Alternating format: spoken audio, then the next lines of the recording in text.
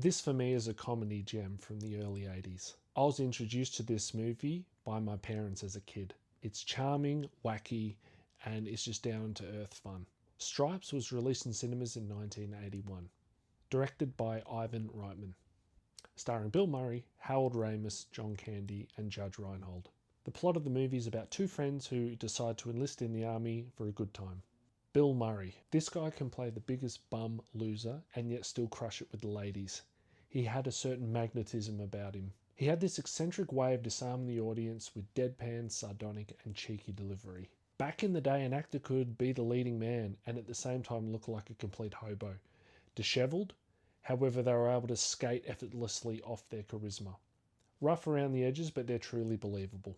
One of my favourite moments in the movie is when the platoon get to know each other. It's like a merry-go-round of characters taking the piss out of each other. The name's Francis Sawyer, but everyone calls me Psycho. Any of you guys call me Francis, and I'll kill you. The overly intense crazy guy, his eyes, the way he delivers his dialogue. I catch any of you guys in my stuff, and I'll kill you. So good, I love it. John Candy was one of the great comedians in Hollywood. His character in the movie, Dewey Oxburger, aka Ox, absolutely slays it here. My therapist said I swallowed a lot of aggression, along with a lot of pizzas. It's that self-aware chuckle that absolutely kills me. It leads into this description why he joined the army, thinking to himself that it'll be some sort of program that'll shed tons of weight like Weight Watchers.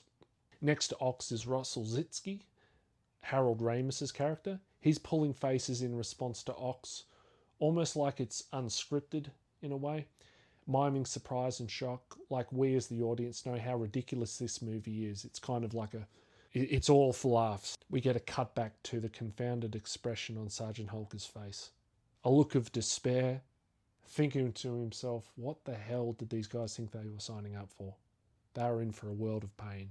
They are completely delusional.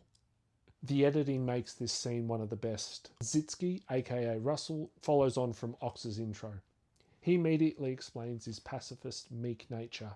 Like, who cares? Only for the shot to cut back to Holker and his eyes begin to drift into space. What the hell have I done to deserve this? It's the absurdity of the platoon to overcommit to a situation before reality kicks in.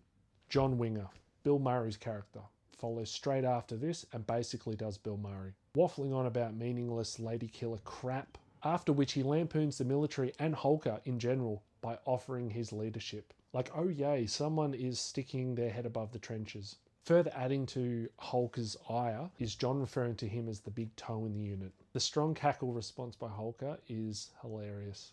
Playing along with John's insult is met with a brief monologue on the reality. By 0500 next morning, rain, hail or shine, they are going to be hiking 10 miles, or else he will personally see to it how far that big toe of his can shove it up their ass. Warren Oates, Sergeant Holker, comedic timing, facial twitches. How do you know? I got a hell of a sense of humour. His presence is unmatched.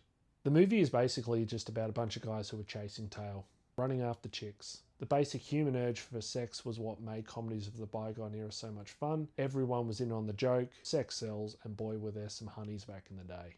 The incompetent bumbling fool Captain Stillman basically pervs on chicks in the shower room from his office.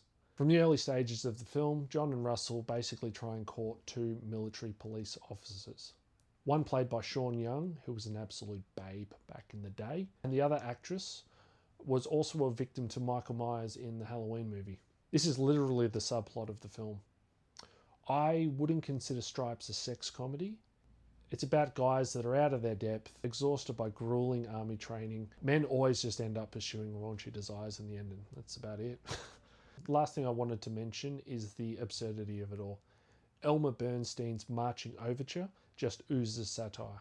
Never being serious in music notes, kind of a musical setup to meet a bunch of walking idiots. The military's absurd secret weapon is a Winnebago, kitted out with military tech, that gets stolen by John and Russell so that they can parade around Europe with their romantic partners. The movie just basically lampoons discipline, honour and Uncle Sam, driven by Murray's cynical style, inviting the audience to laugh at how absurd the whole situation is. Thanks for listening. Have a good day.